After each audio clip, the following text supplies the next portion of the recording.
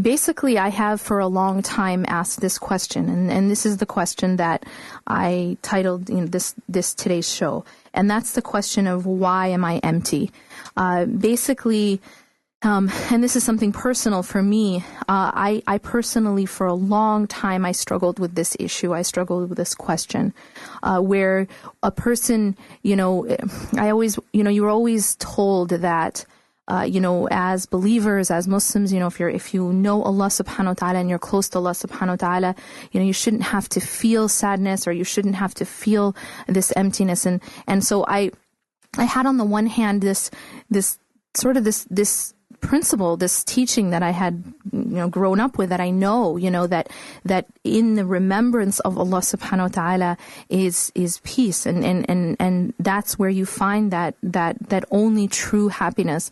And so then on the other hand, I could not reconcile why I myself felt for a large portion of the time, I felt this lack, this emptiness. And so I always wondered, what is it? Even though I considered myself somebody who knows Allah subhanahu wa ta'ala, and I hoped that I was someone who worships Allah subhanahu wa ta'ala. So then I couldn't understand, why am I still empty? And why do I have this almost like this hole that isn't fully filled inside of me? And subhanAllah, a lot of people go through this. A lot of people go through this on different levels, where they feel, in every human being, we could put it this way, in every human being is a hole of some sort.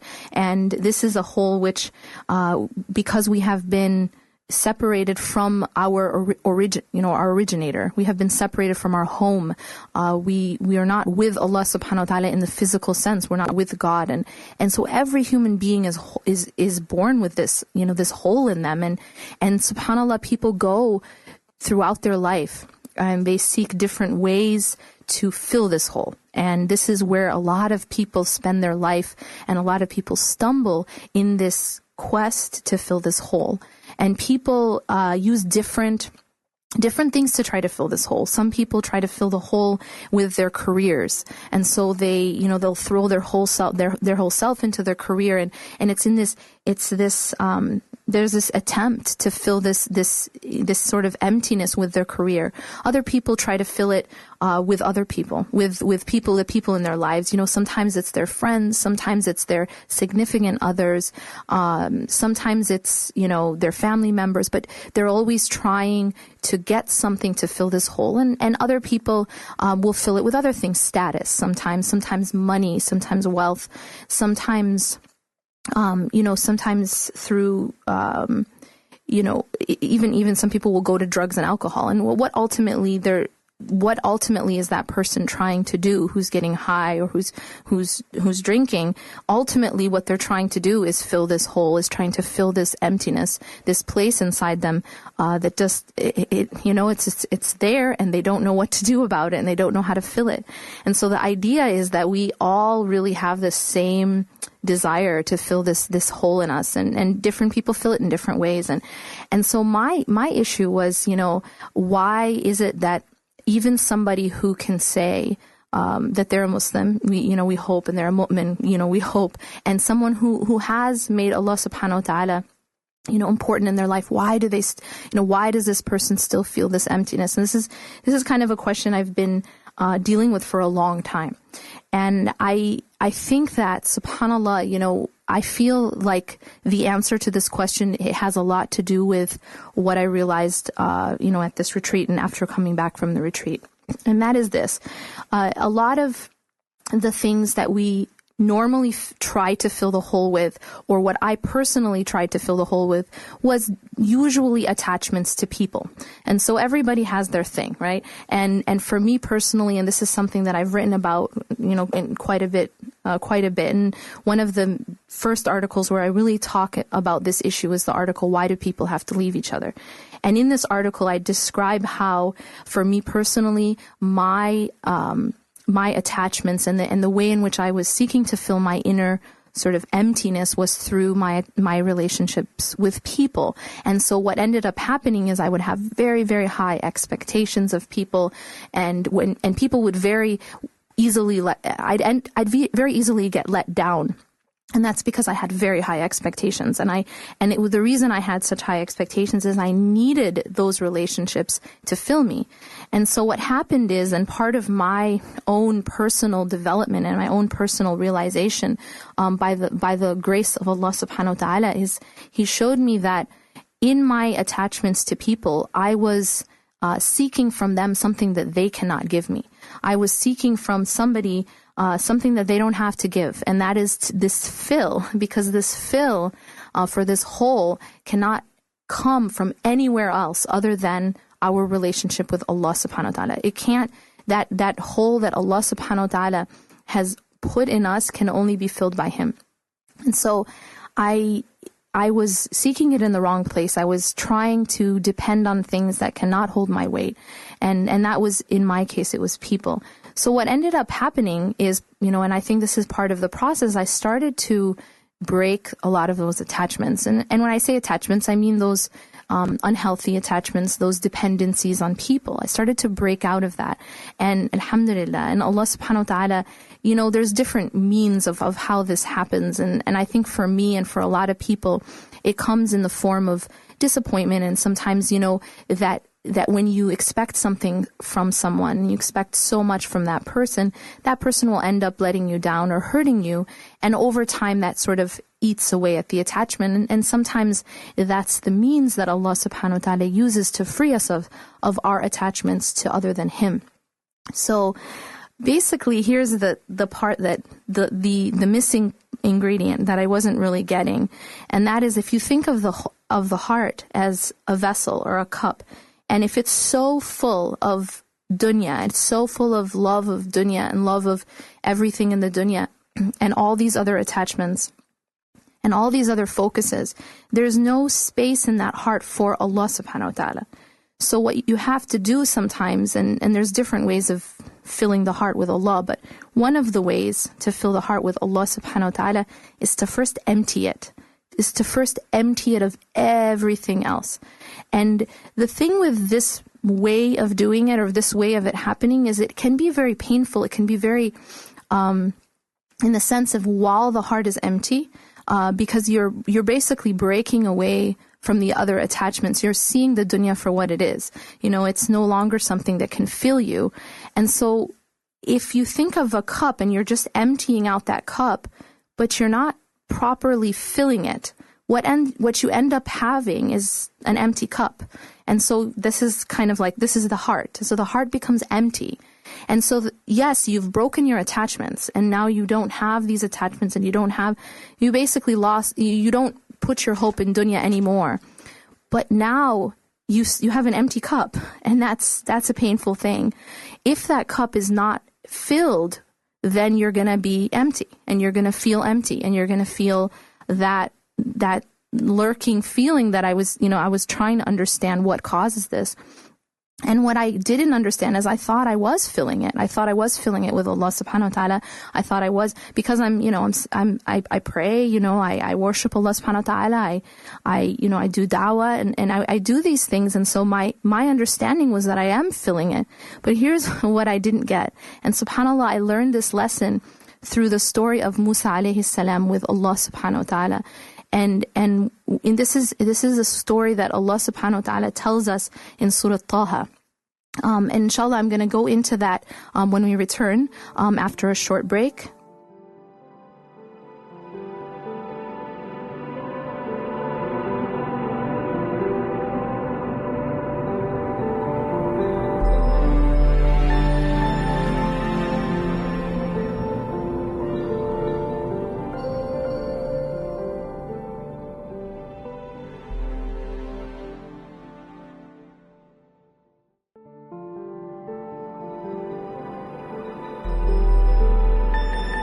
Assalamu alaikum, this is Yasmin Mogahed and you're listening to Serenity, streaming live on One Legacy Radio.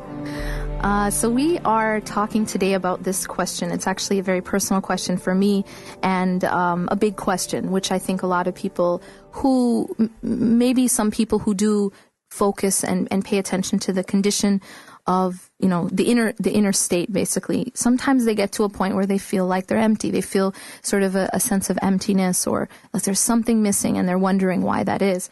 And so what we're doing today is talking about that, and I'm sharing, sort of what my aha moment was about this question, and it has to do with actually a story that Allah subhanahu wa ta'ala tells us in Surah Taha, when Allah subhanahu wa ta'ala first calls on to Musa alayhi salam, and Musa alayhi salam sees the fire in al-Wadi al-Muqaddasi Tawa, and he goes to that valley, and he follows where the fire is, and when he goes there, Allah subhanahu wa ta'ala speaks to him. And when Allah subhanahu wa ta'ala speaks to him, Allah he calls him by his name, Ya Musa, and then he tells him to take off his shoes. And subhanallah, when you get into some of the tafsir about what Allah subhanahu wa ta'ala is doing here with Musa, it's really deep, really amazing. But I want to focus on a different aspect of this conversation, actually. And that is that when Allah subhanahu wa ta'ala introduces himself to Musa, he says, A'udhu billahi minash shaitanir rajim, Innani ana Allahu la ilaha illa ana fa'budni wa aqimis salata li dhikri. So here Allah subhanahu wa ta'ala is introducing himself to Musa alayhi salam, and he says, indeed I am Allah, I am God, la ilaha illa ana, there is nothing worthy of worship but me. So right away he says who he is, and then he gives him tawheed. He gives him, that this concept that there is nothing worthy of worship except Allah subhanahu wa ta'ala, his oneness. And then he says, fa'budni. So therefore, because of this tawheed, because of this, the fact that Allah subhanahu wa ta'ala is the only one worthy of worship, therefore worship me. Fa'budni. So fulfill ubudiyyah to me. And then wa aqimis salata li dhikri. And then right after that, Allah subhanahu wa ta'ala says, and establish salah, establish prayer for my remembrance, for my dhikr. So subhanAllah, in this first commandment, this first statement that Allah subhanahu wa ta'ala, this is gotta be important, because Allah subhanahu wa ta'ala is telling Musa, he's introducing himself here, and so whatever he says first at this point is obviously extremely important. And here what Allah says first is there's nothing worthy of worship but him. And so therefore we need to establish to worship him, and then establish prayer for his remembrance. So the point that Allah subhanahu wa ta'ala is pointing to here is dhikr, is remembrance, is salah, is the fact that we need to be not just praying, and here Allah subhanahu wa ta'ala doesn't just say that we need to pray or we need to remember him, but that we need to establish the prayer. And so this is something much deeper than just praying. It's like roots, right? When you do something and it's constant, and it's established within your self, within your society, within your community, and even on a larger scale. And so here, the point that what I really want to point to here is the fact that he's telling him of how he's supposed to be involved in Allah subhanahu wa ta'ala's remembrance. Okay, so that's basically kind of at the very beginning of this conversation that Allah has subhanahu wa ta'ala with Musa alayhi salam. And then many ayat later, so this is ayah 14 of Surah Taha. And then Allah subhanahu wa ta'ala talks with Musa, and he tells him to throw his staff, which is also extremely deep. And then he tells him, and then Musa alayhi salam asks for his brother to join in with him, Harun. And so there's this long conversation happening. And then at the end of this conversation, Allah subhanahu wa ta'ala gives Musa alayhi salam a mission. Well, first he gave him the mission to go to Fir'aun. And then he asks for the help with Harun, of his brother. And then after he agrees to allow Harun to go with him, alayhi salam, now Allah subhanahu wa ta'ala, this is towards the very end of the conversation, he sends him away to go to Fir'aun. And here's what he says to Musa alayhi salam. He says, اذهب أعوذ بالله من الشيطان الرجيم اذهب أنت وأخوك بآياتي ولا تنيا في ذكري. So in this ayah, Allah subhanahu wa ta'ala is saying, go you and your brother with my signs, وَلَا تَنِيَ فِي ذِكْرِ. So in this last part of the ayah, is basically the answer to my question. And that is, Musa alayhi salam is told, he has this mission, right? He has to go to Fir'aun. This is a big mission. And Allah subhanahu wa ta'ala is telling him the prescription of what he must do. He doesn't just tell him, remember me. He doesn't just tell him, remember me. He said, وَلَا تَنِيَا فِي ذِكْرِي, which means do not slacken. Do not become weak in it. Do not slacken even in my remembrance. Allahu Akbar. So subhanAllah, like that, I mean, it's something so profound and yet so simple that when we talked at the beginning about the cup, right? We talked about emptying the cup. If that cup, and you really, really break your attachments, okay? And you have seen that Allah subhanahu wa ta'ala is it, right? In terms of attachments, in terms of the more you get closer to the tawheed of Allah subhanahu wa ta'ala, the more that's going to empty of any other false attachment. But now imagine you have an empty cup and you're only filling it a third or a half or an 3/4. What's going to happen is there's still that empty spot. There's still that emptiness. And the reason for that is we slacken in His remembrance. And that's the reason. Because we may say, we're praying, right? I mean, alhamdulillah, if we're praying 5 times a day, we're good, right? At least we're praying. Or we might, we might be doing Islamic work, right? We're doing work for the sake of Allah. So we think that's sufficient. We think that's sufficient for His dhikr. We think that's sufficient for His remembrance. And what's so interesting here is that you'll realize experientially it isn't.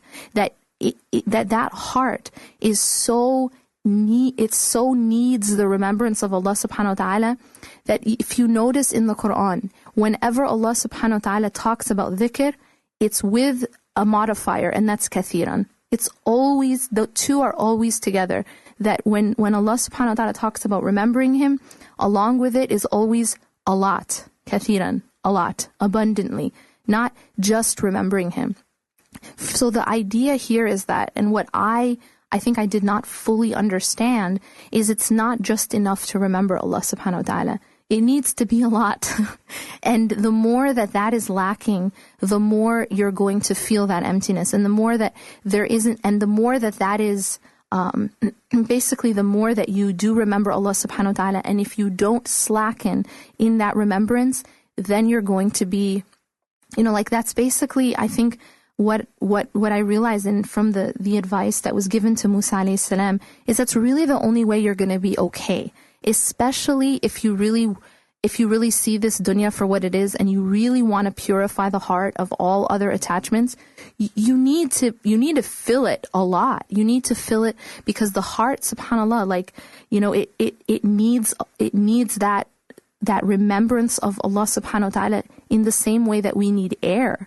And so for me, what I realized is that, it's kind of like a person who's just taking a couple breaths, and they're like skipping, I don't know, maybe they're like taking a breath and then they're skipping like 20 and then they're taking another one and then skipping. And then they're kind of wondering like, why am I feeling suffocated? That's really the condition that I'm speaking about, is that you're wondering why you're feeling suffocated. It's because you're not taking enough breaths. And that really is what dhikr is its air, its breaths. And when I say dhikr, I mean when I say remembrance of Allah subhanahu wa ta'ala, there's a lot of different forms of remembrance of Allah. But, the idea here is that whenever we feel, if we're in a situation where we're like, we're pretty good, we're praying, we're doing this, we're doing that, and then but we're wondering like there's still something wrong, there's still something missing, and we don't understand what it is. And really what it is that, you're breathing, but you're just not breathing enough, and that's the reason why you're feeling that suffocation. And subhanAllah, it needs to be a lot. And remembrance of Allah subhanahu wa ta'ala, and the first and foremost, the best way to remember Allah subhanahu wa ta'ala is through those ways which He has made an obligation. And that first and foremost is the salah, the 5 daily prayers. So of course that's where you always begin with what Allah subhanahu wa ta'ala has made has made obligatory. And then on top of that, there's other ways to remember Allah subhanahu wa ta'ala, like, through the Quran. These are the words of Allah subhanahu wa ta'ala. If we're going, days without reading Quran, and then we wonder why why do I have this, this strange emptiness inside me? Well, the answer is that you went days without taking proper breaths. You were not feeding you were not giving yourself that proper amount of air, and that's why you were feeling that emptiness. So staying connected to the Quran, it's absolutely necessary if you want to be okay. Again, we're talking now not about haram and halal. Right now we're talking about, like, how is it that I'm going to be okay? How is it that I'm going to be complete? I'm going to be able to feel full. I'm going to be able to feel like not have this empty place in me, or it's some proportion. Sometimes it's partly filled. We have some dhikr in our life, and sometimes, but we just may not have enough. And so again, this isn't to say that these are not like it's haram to not read Quran every day. That's not what we're saying. We're talking right now about how it is that you're going to fill that place. And the more dhikr that you have, the more that you remember Allah subhanahu wa ta'ala. And also even when you're not, even if you're walking or you're driving, or remembering Allah subhanahu wa ta'ala doesn't have to only be while you're praying or when you're at home alone, but you can be remembering Allah subhanahu wa ta'ala with the tongue, with the heart, all the time. Even if you're not, even while you're going to class or you're walking or you're driving. But this is really what we have to think about. It is food. We have to think about it as air. If we're having trouble and we're wondering, why am I feeling like I'm not getting enough food? I'm feeling hungry all the time. We're going to say, okay, maybe I'm not eating enough. Maybe I need to increase my calorie, intake. And it's the same thing with the heart. The heart feels hungry, and it's like, there's something like it keeps, and when you find yourself like sort of, like latching on to things really desperately and trying to get those things to fill you, and you go from one attachment to another, right? You're attached to this person, and then you're like really, really obsessed with that person, and you need that person to fill you, and then that doesn't work, and then you go to the next person, or then you go to this, your career or whatever it is, and you find yourself sort of really needing these things very, very desperately. That is a sign that we're not filling our hearts properly. We're not filling that hole and that emptiness with the right thing, and that's why we're feeling that starvation in a sense. So what I want to do now is take a short break, and I'm going to ask you to write your comments and your questions in the chat box, inshallah.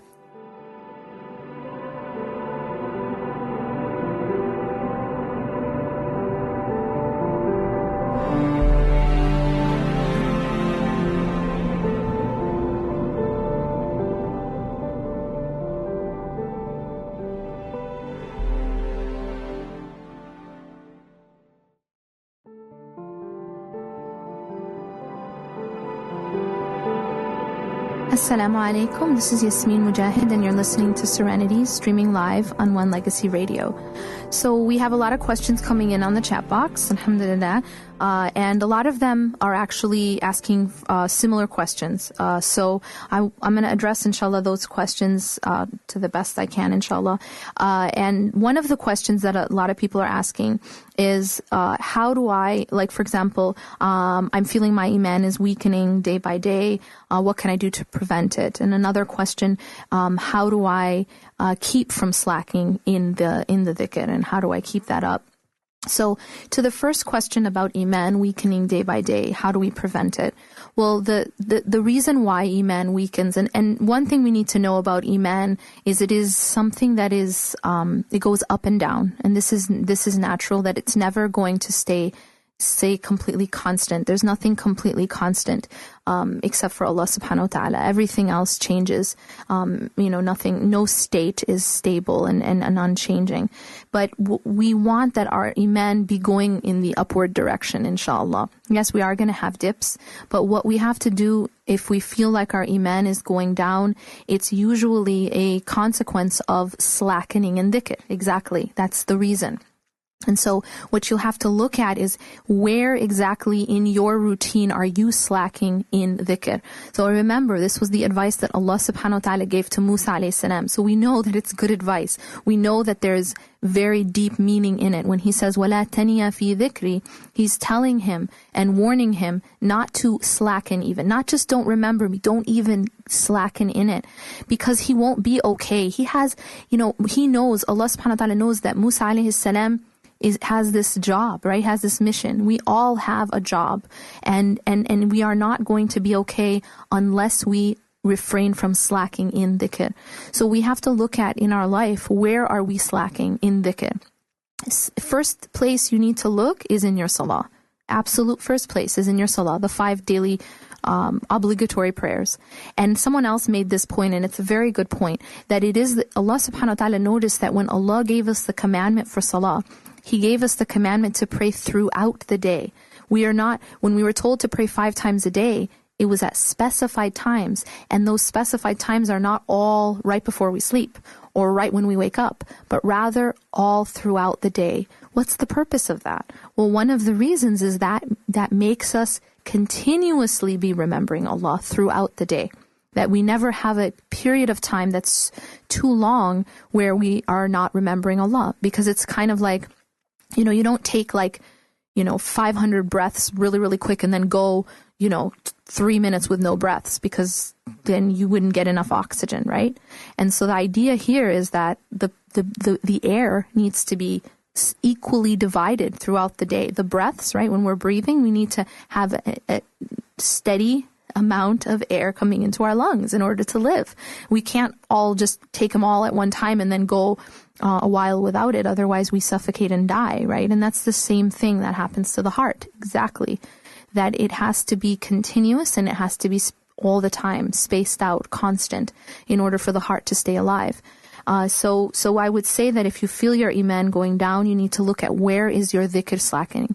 And that's the reason, because that's the reason that your iman is going down. That's the reason for your problem. So if you look at your salah and your salah is in order, you're praying and you're praying on time, and that's extremely important that it has to be on time as well, the 5 daily prayers.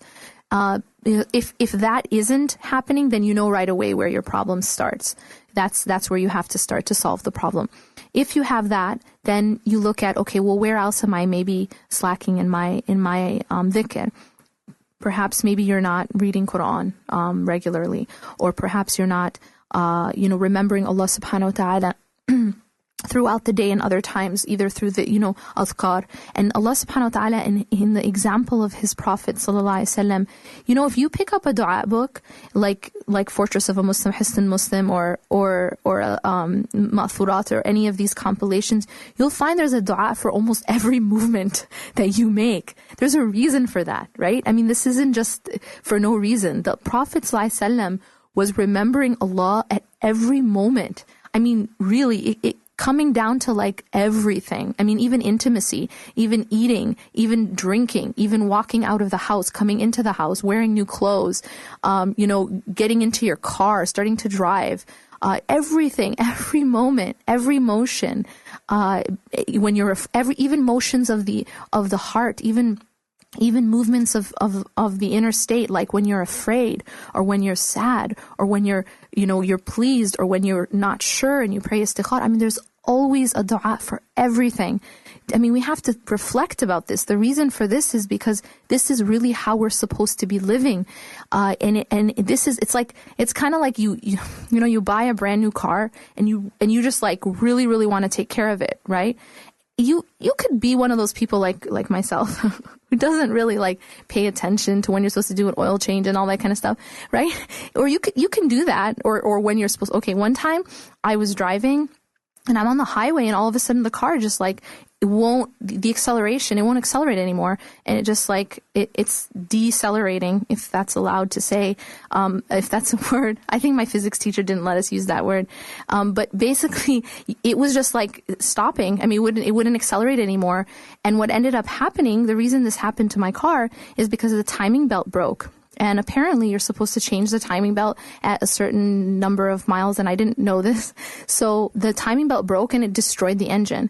So the idea here is that there is a certain way to take care of the car if you want it to run properly, and you have to keep up with it, right? Or you can be one of those people who slackens in taking care of the car, but then there's consequences. I mean, that's the point. And again, sometimes these things might be optional, but at the same time, if you want to take care of that car and you don't want the car to break down, you need to be doing that. And the more that you're up with the maintenance of that car, the more you take care of that car, the better it's going to run, and the less likely it is to break down when you really need it, right? So this is the same thing with our inner state, with our hearts, is that, if you really, we have these du'as, we have these supplications for the morning, for the evening, for after salah, for like every motion that you do when you get married, when you everything. And so if you really want your heart and your soul to be in like top condition working, you need to use these things. You need to do these things. You need to use these adhkar. They're there for a reason. The other question that the person was asking is, how do we keep from slacking in it? And it really has to do with first realizing the necessity for it. I think that I personally can speak for myself in saying I don't think I fully understood the necessity, not just for dhikr, but in incredible amount of dhikr. An incredible amount. It's not just dhikr, but it's quantity and quality of dhikr. Extremely important. It needs to not only be, a lot, but the quality is also necessary. That when you are remembering Allah, you could be like, subhanallah, subhanallah, subhanallah, subhanallah, but you're not, your heart isn't present. You're not even realizing what you're saying. So it's very important that we understand that dhikr is ultimately, yes, it's an action of the tongue, but ultimately it's an action of the heart. That the heart needs to be present for it to really work properly, for it to be, and yeah, we get inshallah rewarded, but the idea here is that dhikr is supposed to be a movement of the heart, and so the heart needs to be present. So the way to keep from from slacking is it's important to have a routine and to incorporate dhikr as much as possible. And I think if there's any take-home message for me and for you, it's that just realizing how much it needs to be. And that, sometimes we just think, oh, we're all right because we pray, and so, but again, it's like, kind of like that person. Well, that's how I take care of cars. I'm sorry, but, it's like, as long as I don't know. I don't even know when I did the oil change last. But, the idea is, it's like, oh, at least I'm filling it with gas, right?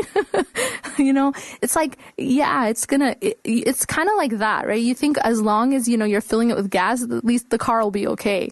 Yeah, maybe the car will keep running, but you're messing up that car. Like, you're not taking care of it. And eventually it does break down. And that's what happens. And so, we can't just don't take care of your heart like I take care of cars. That's the take-home message. Just inshallah, like we want that our hearts, and subhanallah, Allah from His mercy, He puts these like indicators, like the fact that we feel the pain, the fact that we feel that emptiness, that's actually a blessing from Allah subhanahu wa ta'ala.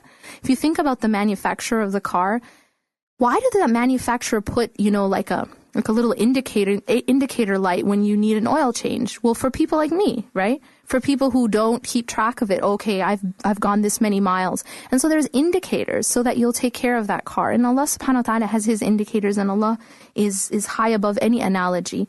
But Allah subhanahu wa ta'ala, part of His indicators is this pain that we feel, this lack, this emptiness that we feel is an indicator that, okay, there's something that we're not doing enough of. Perhaps, we're not taking enough breaths, we're not eating enough food, and we need to increase it, inshallah.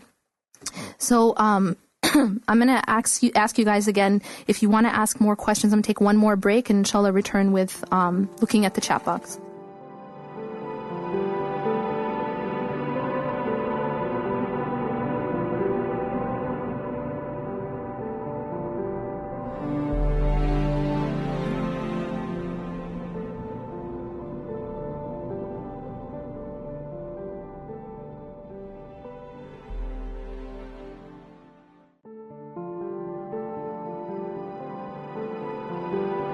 Assalamu alaikum. This is Yasmin Mogahed, and you're listening to Serenity, streaming live on One Legacy Radio. And we are talking today about the importance and the necessity of dhikr, and not just that we remember Allah subhanahu wa ta'ala, which is, kind of the way I used to think, and not really I don't think I understood before the importance of and the emphasis on the amount of dhikr that is necessary for us to be all right, and the quality of the dhikr as well. And so just to address a couple more of the questions before we close from the chat box, one of them asks for a clarification of the meaning of attachments, and I think that I have to coin a new word than attachments, because a lot of times the word attachments is used we've come to see it as like a positive thing, right? You have attachments and that means love, and we equate attachment with love, and that's not the way that I'm using the word. But basically here, we're not talking about any kind of relationship that you have or any kind of love that you have for something. But when I'm talking here, when I say attachments, it's kind of like attachment, capital A, is like a dependency that you have on something or someone other than Allah subhanahu wa ta'ala that you should only have on Allah subhanahu wa ta'ala. So it's this need, it's this ultimate dependency. It's basically the focus of your life and of your heart, which should only be Allah subhanahu wa ta'ala. And so what happens is that we focus our hearts on things of the dunya rather than focusing our hearts on Allah, and that causes a lot of problems. It causes a lot of pain actually in our life, and a lot of problems. And that's because the heart was created to focus only on Allah subhanahu wa ta'ala. That's the Allah subhanahu wa ta'ala is the creator, and He created the heart with that purpose. And so when we use the heart for a purpose other than what it was created for, it doesn't work well, and it breaks, and it causes a lot of problems. So the question somebody had asked is one of the reasons why, and this is a very good point, very good question. One of the reasons why people slacken in their dhikr, in their remembrance, is because they are too quote unquote busy. So the reason that we don't have as much time, or we don't believe that we have as much time to remember Allah or as much as we could, is because we see, we have all these other responsibilities, we have all these other things that we're busy with. And it's interesting because when you, and this is actually to address this question, I wanna bring up a hadith of the Prophet ﷺ, because I think it really addresses this issue really beautifully. And that is when the Prophet ﷺ said that he explained that whoever makes their primary concern, makes the dunya their primary concern, Allah subhanahu wa ta'ala, their matters become scattered, and poverty is put between their eyes. So this person who actually makes whatever they're doing in dunya as their primary concern, I got to do this, I got to go to my job, then I got to pay this bill, and their whole focus, and this is now I'm talking about focus. I'm not talking about what we're doing. Obviously, we got to go to work, we got to do these things, we got to pay bills. I'm just talking about where the heart is focused. When the heart is focused on these things, what actually happens is those very things of dunya start to become scattered. Things become more difficult for us, and more difficult to deal with, and more heavy, and they become heavy on our heart. And poverty is put between the eyes. SubhanAllah. When you have poverty, when the Prophet ﷺ says poverty is put between the eyes, a person who has poverty between their eyes is always going to see it, is always going to feel in like when you feel like you're always seeing poverty, you always feel like you don't have enough. You always feel like there's something missing. You always feel like you're running, but you're not getting anywhere. And this is a consequence of actually making these dunya preoccupations your focus.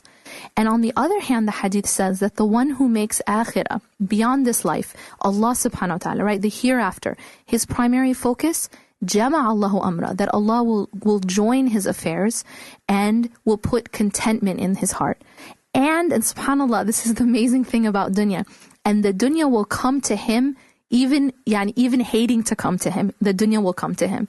And this is the thing about dunya that we have to, understand at some point, is the more you run after dunya, the more it runs away from you.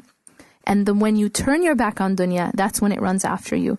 So subhanAllah, if you were to make your dhikr, your primary concern, Allah subhanahu wa ta'ala will help you with those other things that you have to do.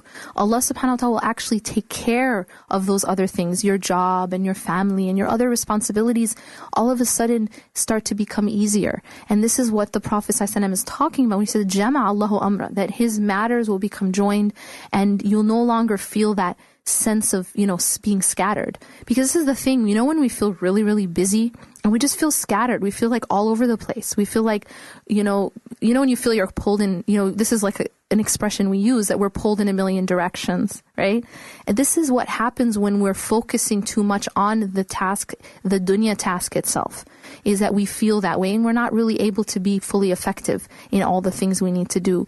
But subhanAllah, if we shift our focus onto Allah subhanahu wa ta'ala instead, and onto the dhikr itself, and onto really just focusing the heart on Him, those other things actually become easier, and those other things get taken care of.